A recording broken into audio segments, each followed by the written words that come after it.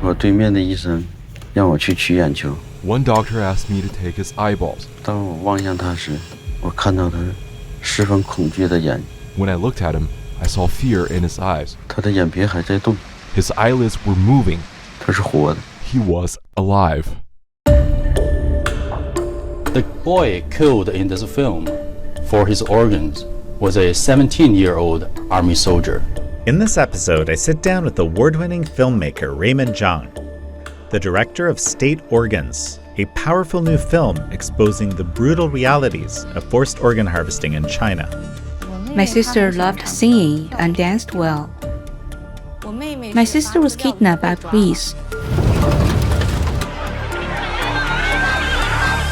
It was finding the original recording of Yun that inspired me to start this film at the very beginning. It's a story of redemption of a surgeon who once participated in these crimes. This omnipresent fear and never-ending pressure suddenly vanished. He felt like he found a form of redemption. It's the powerful journey of a victim's family, from grief to strength. When we get to heaven, we will see each other again. On the spiritual level, the further you distance yourself from the CCP and the closer you are to the divine, the safer and happier your life gonna be. This is American Thought Leaders, and I'm Yanya Kellick. Raymond Zhang, such a pleasure to have you on American Thought Leaders. Thank you for having me, Yang. So you actually have made 3 documentaries. 2 of them have been focused on forced organ harvesting. The first, of course, was Human Harvest. It won the Peabody Award, which made it the darling of the Canada Media Fund. And then it also had this incredible reach through an online film festival where, literally millions saw it. The second film was particularly close to my heart. It's the film Avenues of Escape. And that's because the film is about this underground railroad that was bringing Chinese prisoners of conscience out from China through the Golden Triangle to Bangkok so they could get UN refugee status and get resettled in free countries. And my wife and I, back in 2005, 2006, were actually working on this railroad. So it was wonderful to have a documentation of that in a documentary, very powerful, and I'd recommend that to everyone. So tell me briefly how going through the process of making those first 2 documentaries inspired State Organs. In 2006, when I first heard about the organ harvesting, I was shocked, but not that surprised. Born and raised in mainland China, I knew CCP had killed about 60 million to 80 million Chinese people over the past 70 years.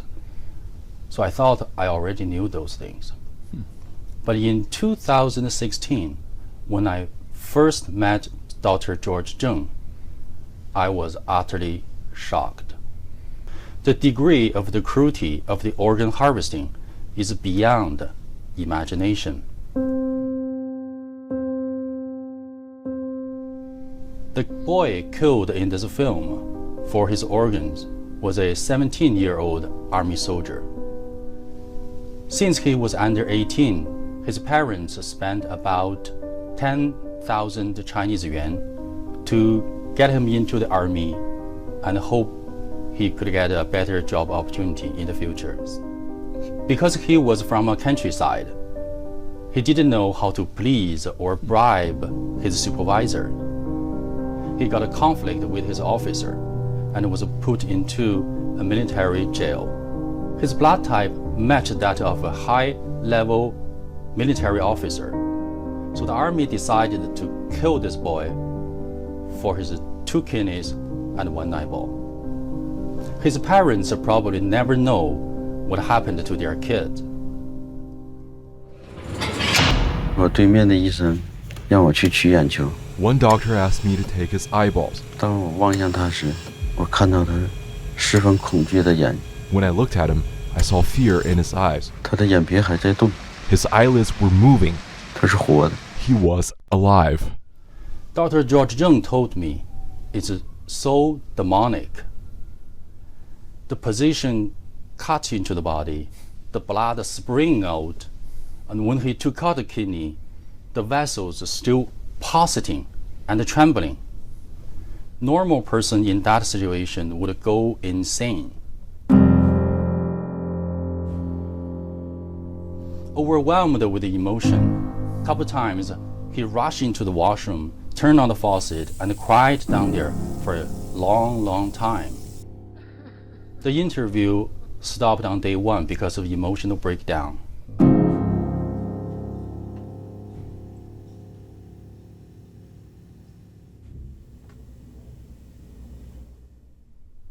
But after the interview, he told me with tears in his eyes,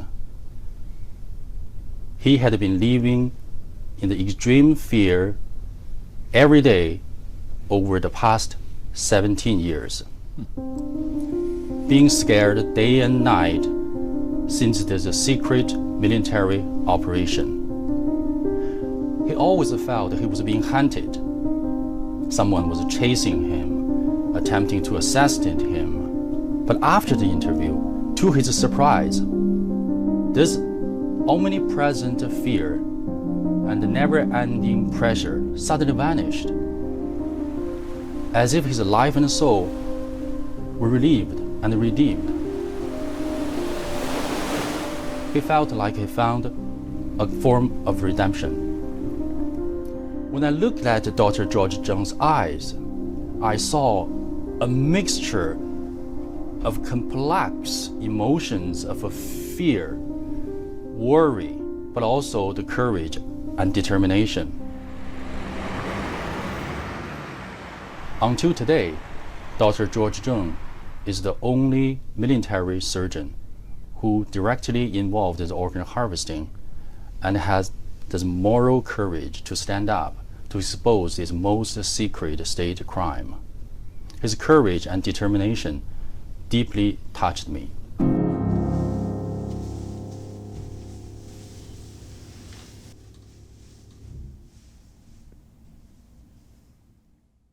Something that was really incredible in the film was you actually have this, what I call a voice from history, from 2002, Yun Zhang. You actually have her original voice, her testament. 21日夜里，我下楼前后都被警察包围，早上4点宗涛被抓走。宗涛证明是青岛市法拉布辅导站的副站长。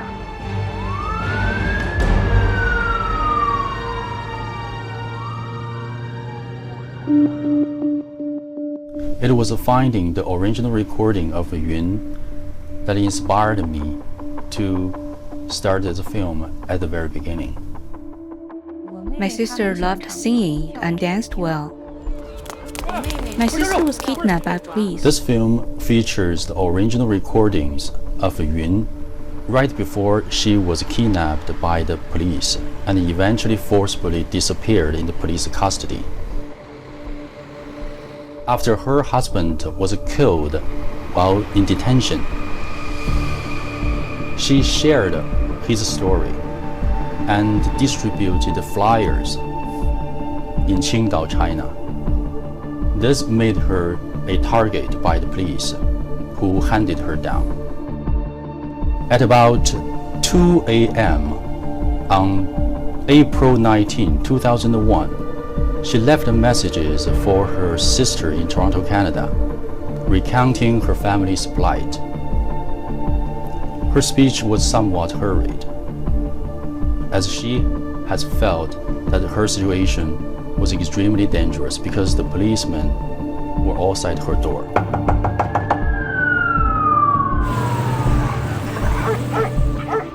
In the recording, she said, her family's experience was only the tip of the iceberg in the persecution in China, and hope the international community could help to end this persecution. And this was her last voice left of the world, and was her only wish. The film also features a policeman who participated in this persecution. Can you tell me about him? Sure. A police officer on guard was deeply moved by the steadfast faith of the Falun Gong practitioner. 东北的辽宁锦州，2002年4月9日，这个人呢是一个老师啊，就是在中学教书的老师。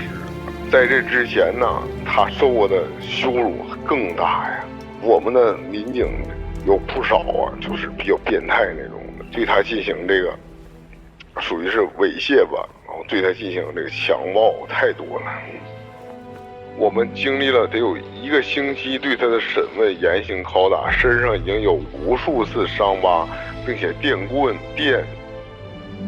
这个时候，可能辽宁省公安厅某办公室吧，反正是一个挺保密的部门，派了2个，一个是解放军沈阳陆军总医院的一个军医，还有一个是第2军大学毕业的，给他送精神病院的一个手术室，然后进行一套东西。当时我们一人拿一把手枪在旁边站岗，不打任何麻药。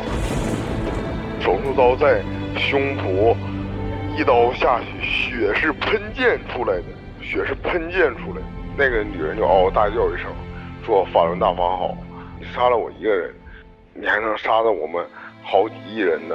为了自己真正的信仰被你们迫害的人吗？那个军医犹豫了一下，然后看了我一眼，又看了我们的领导一眼，领导点了一个头，他还继续的。我一直不信，但是看了之后，他们这个勇气太让人震惊了。人再大的忍耐力，锋利的手术刀一点一点拉开你的胸脯的时候，你心脏在里边跳，血喷溅出来。这个时候还是说法轮大法好。我一想起他那一瞬间，我感觉对不起他，我救不了他们，我救不了他们。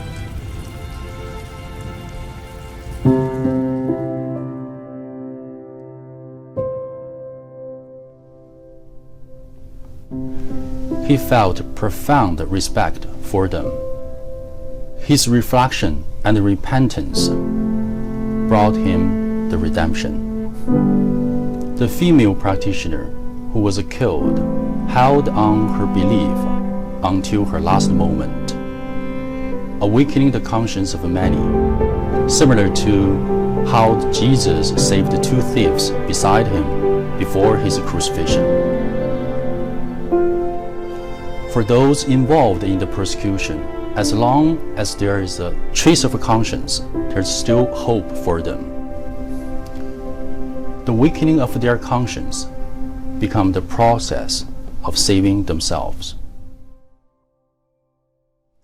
Raymond, of course you know that I'm completely with you in this, trying to expose more and more people, especially people who are making decisions in our societies about this issue. And we've already seen how the lack of action from free countries around this issue when the Falun Gong were initially targeted over decades, that it seems to have now shifted also towards the Uyghur populations as millions of people were incarcerated in the camps. So I think you have a really good point in saying that this is something that needs to be dealt with quickly. Let's talk about a couple of the characters. I found this documentary particularly powerful in that you get to know a few people very well that are connected to the issue. And of course, Michelle is living in Canada, with her kids, and it's her sister Yun who has disappeared in China.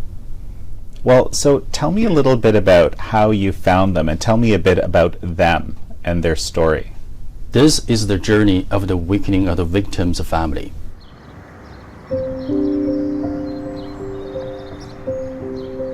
Michelle Zhang didn't know how to explain what's going on to her children. If the country and the society can do this, what hope is left? She saw no hope. Michelle was once an atheist. She didn't understand the energy practice. but gradually came to understand it, and eventually he embraced the spiritual practice. This is the journey of awakening, where she found hope through the despair. And then we have her father, Zheng. Professor Zheng, a victim's father, was a military officer who served the CCP for most of his life. Spending 18 years searching for his missing daughter, going to various government agencies, police stations, labor camps, only to face evasion, cover-ups, intimidation, and eventually the death threats. There is no point in living. I have no way out. During these 18 years, he went from fully trusting the CCP to recognizing its evil and lies. Along the way, they uncovered a most secret state crime and a grassroots movement that inspired the nation and then the world.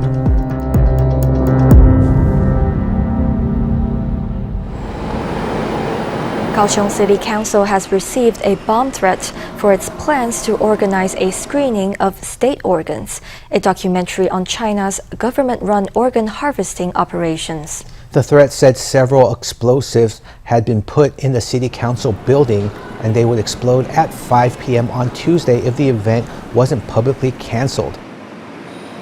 So, Raymond, explain to me some of the challenges that you faced with screening this film, especially in Taiwan.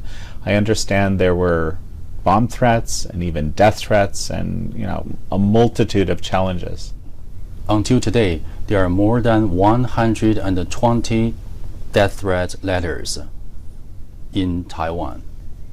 When I heard the news, my first concern was the safety of the audience. After the local police conducted a thorough investigation, they found no explosives in the cinema.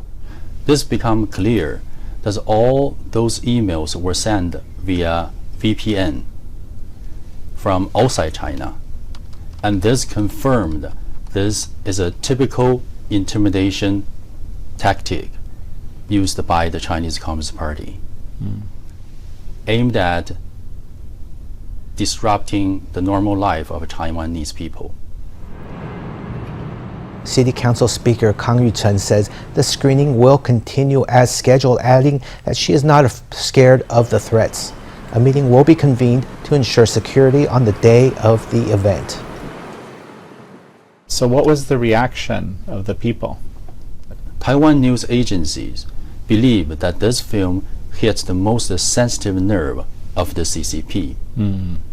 Some legislators believe that this film is an expose of the most secret state crime in China.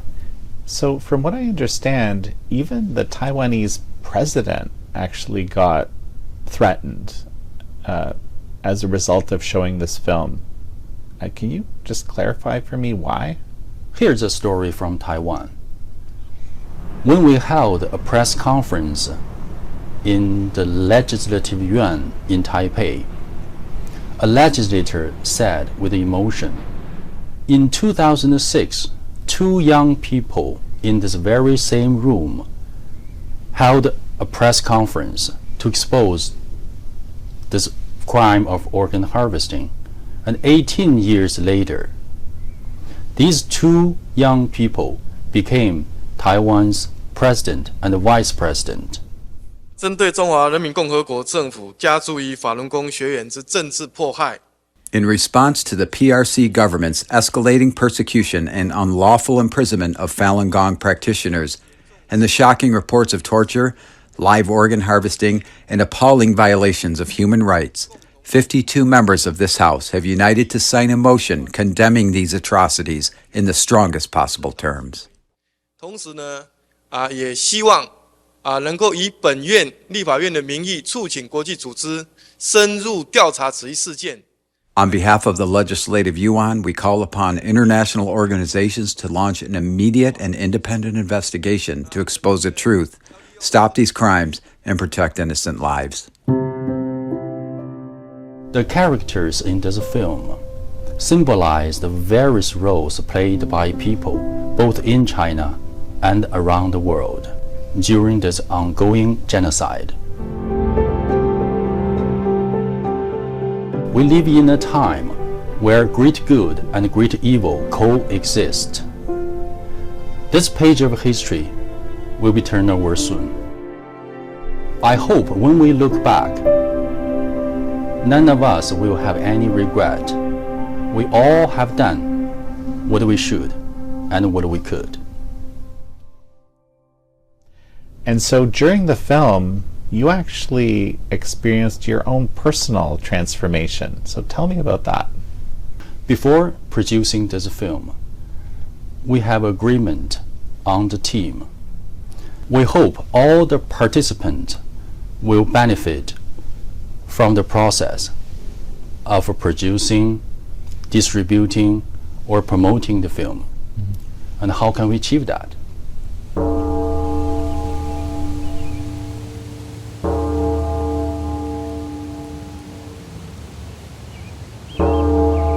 Chinese saying goes, art reflects the artist. The work of art often shows the true inner world of the artist. For example, Zhang Daqian, famous Chinese painter and calligrapher.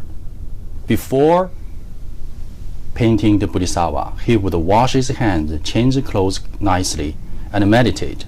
And after completing the painting, he would write Zhang Daqian, paint with reverence on the artwork. With that in mind, I paid close attention to my cultivation of moral characters and cultivate the kindness within myself. I feel I have a cleaner and clearer mind.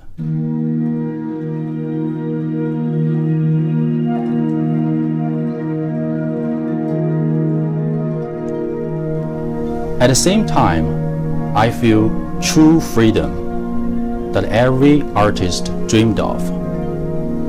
A true freedom from inside out, a feeling that I never have experienced before. To my humble understanding, the true freedom means being free from sinful desires, being free from complaint, and being free from selfishness. Only then can you be your true self and express yourself freely. That's an amazing process to go through as you're making a film.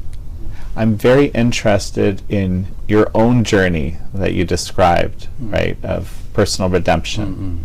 So yeah, tell me about that. Producing this documentary is also a journey of self-redemption for myself as well.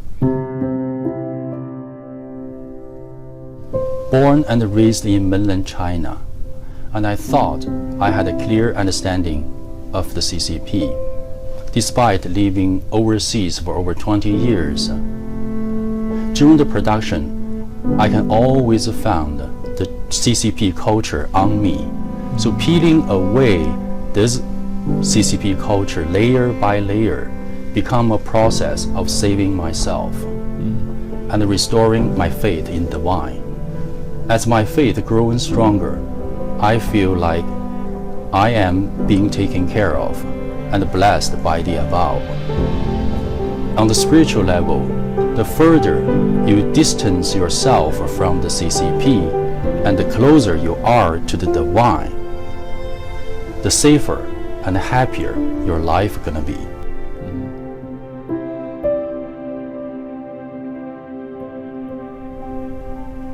Well, Raymond Zhang, it's such a pleasure to have had you on. Thank you very much, Yang. Thank you all for joining Raymond Zhang and me on this episode of American Thought Leaders. I'm your host, Jan Jekielek.